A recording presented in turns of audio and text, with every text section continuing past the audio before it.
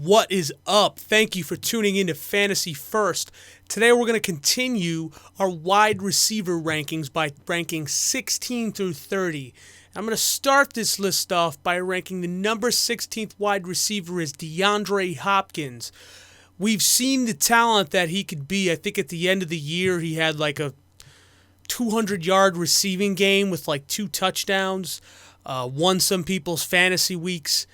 This kid is a potential stud in the making. Now, I don't know if you're going to get the statistics this year. Now, I think you're going to get wide receiver 2 stats because he's a number 1 guy in a Bill O'Brien offense. He'll get single coverage because you know you got to worry about Arian Foster toting the rock. But again, I think DeAndre Hopkins is a good route runner. He can stretch the field. He's one of those potential all-in-one type of receiving talents. So I like him at 16 here. If he's available in round 4, I'll give him a go. Right now his ADP is like kind of mid to late 3, and that's a little too rich for my blood. Just because the quarterback situation's not really intact. We're still not even sure who it is, whether it's Brian Hoyer, Ryan Mallett, or Bill O'Brien, because I'm sure he's better than those guys. No, seriously though, it's Brian Hoyer or Ryan Mallett. I'd put my money on Hoyer,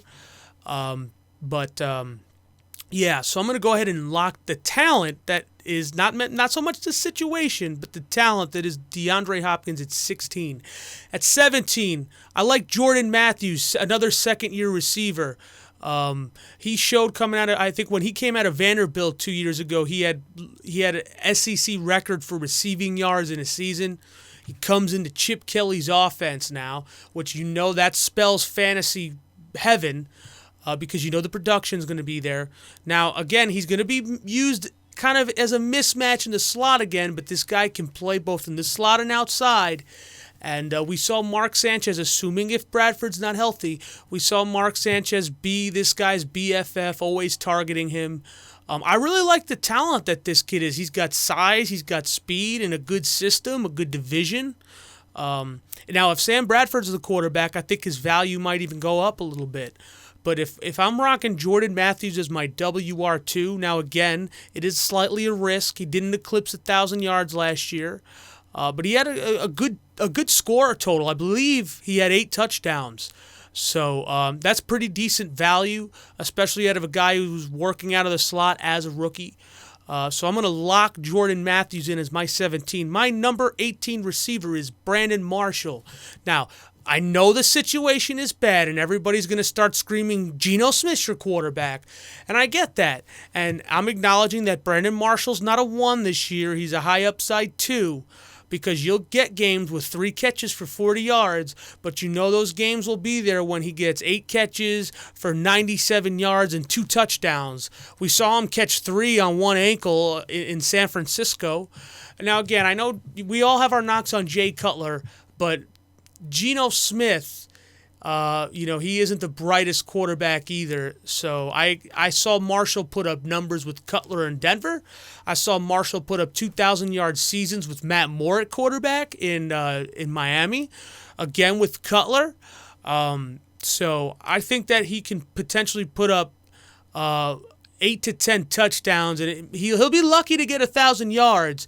So Brandon will win you weeks, but like I said, there'll be weeks that you'll get in a PPR 7-8 points out of Marshall. But because of those boom weeks, I have him at 18. At 19, another 100-catch guy who I guess benefited from the Peyton Manning effect, as they say, is Emmanuel Sanders. Now, this guy was a legitimate fantasy wide receiver 1 last year. Again, over 100 catches, I believe over or close to the neighborhood of 1,400 yards. I mean, that's legitimate wide receiver 1 status. Now, I think he's going to regress. I think Gary Kubiak coming in and making that team more of a run-centric offense is going to take some targets away from this kid. I think Cody Latimer is going to come in and show us why the Denver Broncos used a 2nd-round pick on this kid. Demaryius will be there. Now, with the loss of Julius Thomas, you lose some you gain some targets with his departure. But I look at Emmanuel Sanders as probably a 80 catch guy, maybe 1,100 this year. I'm not seeing wide receiver one numbers out of him. I think that C.J. Anderson will take targets, as well as the other backs that'll come in and change the pace. I just think that Kubiak is going to try to preserve Manning, run the rock, and for that reason, I think that Emmanuel Sanders is back to being a wide receiver too. At 20, I've got Keenan Allen. Had a horrible year last year. He battled some injuries, but now Antonio Gates is suspended for 4 games. You've got Melvin Gordon in the backfield, which can open things up. And again, this is that mythical third-year wideout, sort of breakout. And yeah, I am putting kind of some of my chips into that. But, I really like Keenan Allen. He's not going to burn you, but a solid possession guy. And at 6'2", Rivers will be looking for him in the end zone. And now with Gates gone, some targets will be there. Your wide receiver 2 situation is still good. You got Malcolm Floyd. You brought in Stevie Johnson. So I look for Keenan Allen to be Rivers' go-to guy in a division where you got 2 matchups against the Broncos, which my buddy calls him the Bronco killer because all he does is put up ridiculous numbers on the Broncos, at least his rookie year, that is. But I love this kid's route running ability. He can run some great routes, has great footwork at the line. And if I'm in the 6th round, will I take a chance? Maybe, yeah, 5th, 6th round. I like Keenan Allen there. At number 21, I've got Deshaun Jackson. It just seems like whatever system this guy goes into, he thrives. He had 1,100 plus yards. Okay, he's a deep threat receiver, so you know you're going to get those 40-yard bonus plays, assuming your league has those. Not so much a PPR stud, but again, I'm drafting him as a wide receiver 2, maybe closer to a flex option. If my running backs are stacked and I've got a stud quarterback, then yeah, if he's my wide receiver 2, sign me up. We just got to hope that RG3 can get his head out of his you-know-what this year. I don't want another 8-week injury. You look at RG3's rookie year, and he was throwing rockets down the field, straight cannons, dude. So I think that strength of RG3's can equate to the strengths of Deshaun Jackson with his ability to get down the field. So I'm locking in Deshaun Jackson at 21. At 22, I've got Sammy Watkins. Now, this isn't indicative of his talent. It's his situation. If this kid is in New Orleans right now, we're talking about him being a top 12 fantasy receiver. Unfortunately, they brought in Percy Harvin. They brought in LaShawn McCoy. They brought in Charles Clay. You still have Robert Woods. These are all guys that are going to take targets away from Sammy. Okay, not to mention, you know what Rex does. He likes to ground and pound. It's really no secret. Okay, so I look at Sammy Watkins and I see him close to like that 950 to 1,050 yard season with about 6 scores. And I think he had like 5 scores in the first like 6 games or something like that. Don't quote me on that stat, but something like that where he had like 5 touchdowns in the first half of the year, and then the second half of the year 1 touchdown. So you get a little bit of inconsistency from Sammy, but again, it's indicative of his situation, not his talent. I'm locking in Watkins at 22. At 23, I've got him a little high, but I love the talent. Amari Cooper. He's going into Oakland, which usually spells hell for fantasy production, but I'm a fan of Derek Carr. I think he's a good athlete. I think he's a good thrower, good natural thrower of the football, throws with touch. And I think that with Latavius Murray in the backfield, you're going to see a sort of pseudo-triplets type of deal with Cooper, with Carr, and with Murray. And, you brought in Michael Crabtree. You still got Rod Streeter, who I think is a super, super deep sleeper, Rod Streeter, but we'll get to that in another episode. Amari Cooper was basically a pro-ready athlete playing college last year. Now, if I can somehow get 1,100 yards and 6 scores out of this rookie, I love that value. I love his talent. And I like that AFC West in terms of needing to put up points when you've got Peyton, you've got Phillip, you've got Andy Reid's system. You're going to play Green Bay this year. You're going to play the NFC North. So I like some of the matchups on that schedule, and I'm locking in Cooper at 23. At 24, I've got another potential breakout stud in Allen Robinson. Didn't really do much last year. Was a little hurt, Blake Bortles was inconsistent, but the reports out of OTAs that are raving about this guy, we'll see what happens when the pads come on, because obviously there's a difference between OTA talk and CJ Spiller getting the ball till he vomits to some serious training camp talk. But I like the talent. I compare him to maybe a Brandon Marshall, just a nice big body, long catch radius type of vulture receiver that has that condorish type wingspan. So I'm a big fan of Allen Robinson. We saw them draft Marquise Lee, Allen Robinson. They had Cecil Shorts. They got Allen Hurns. They had Justin Blackmon. So they had all these guys, and the talent kind of rose to the top, and that's Allen Robinson. I'm locking him in at 24. At 25, I've got Martavis Bryant. Again, he really showed what kind of stud he was. He seemed as if, like in his college years, he was buried behind DeAndre Hopkins. Nobody showed him love because he was playing next to Sammy Watkins. I was watching some tape of him February 2014 before he got drafted. And I was like, this kid's going to be a potential stud. Now, he's got to develop his route running game a little bit, which is fine. Not everybody just comes into the league and can run elite routes. I mean, Demaryius Thomas is considered a top 10 receiver, and even his route game is a little mess sometimes. But I like Martavis Bryant. He's going to frustrate you sometimes because he'll have 2-catch 40-yard weeks, but then he'll have 5-catch 100-yard weeks and 2 scores. Okay, that's the type of talent that this kid is, though. Big 6'5" frame, he can get down the field. My question is, can he develop routes?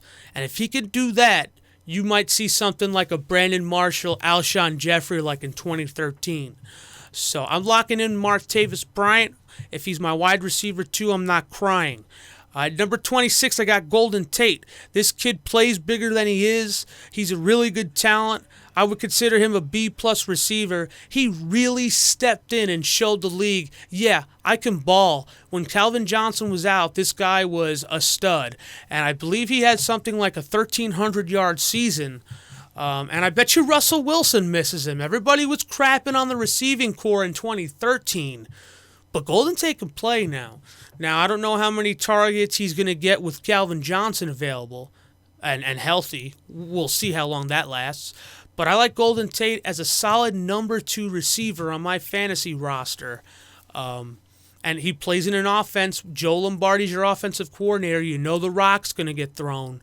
I think I like it. I know I'll see a lot of single coverage on Golden Tate. Again, the division.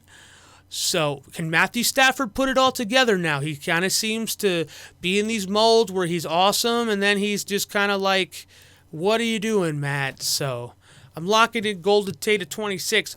At 27, I've got Vincent Jackson. He had over 1,000 yards, only 2 touchdowns. One of them was that game winner in Pittsburgh.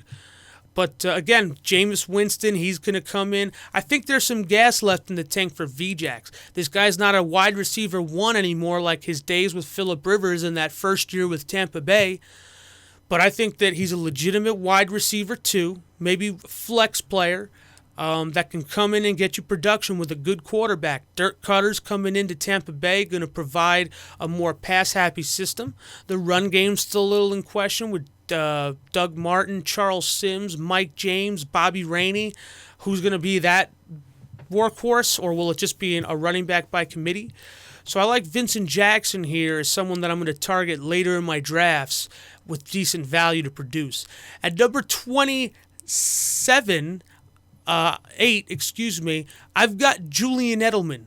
Now, Tom Brady suspended for the first couple games of the year, but when he comes back, Julian is that safety blanket. We know that offense runs through Gronk, but I believe Julian Edelman had, I want to say, 9+ targets in the final 7 games of the year. So Tom looks to him, and we saw the Super Bowl. Okay, this guy in single coverage, he can get off of press coverage, zone coverage. We saw his route running ability, his ability at the line to be creative with his feet.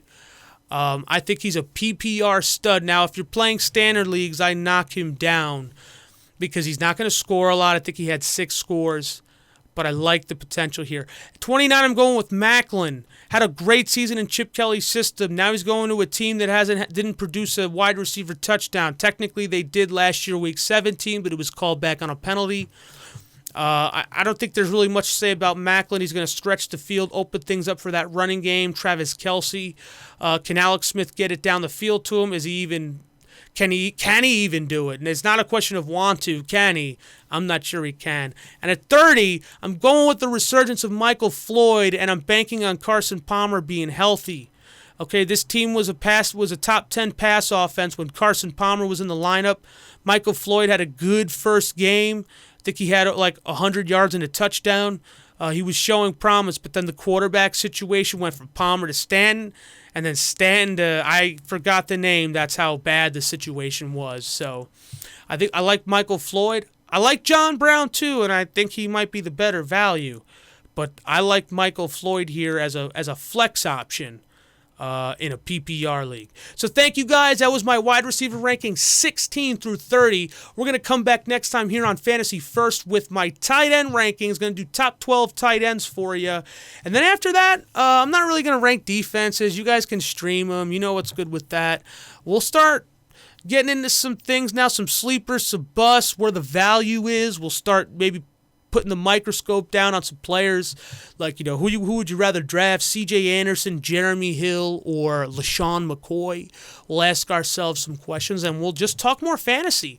It's almost training camp. Drafts will be in full swing in about a month or so. So keep it locked in to Fantasy First on the High Stakes Sports Debates Network. Thank you, and please like and subscribe for more content. High Stakes Sports Debates.